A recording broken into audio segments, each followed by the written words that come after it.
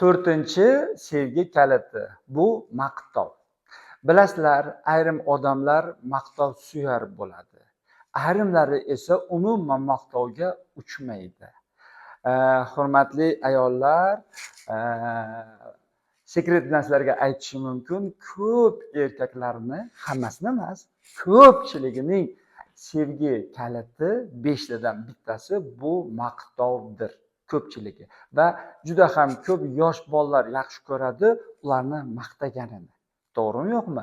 Bittaga maqtab qo'ysangiz tamom hamma narsa qilib beradi. Tekshirib ko'ring albatta.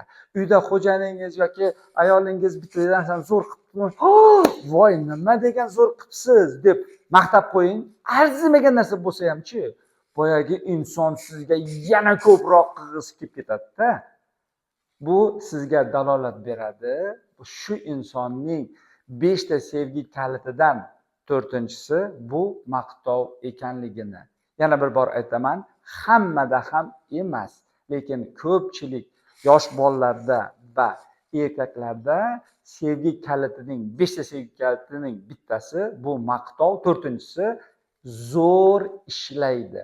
Shuning uchun shu orqali bemalol shu insonning qalbiga kirishingiz mumkin.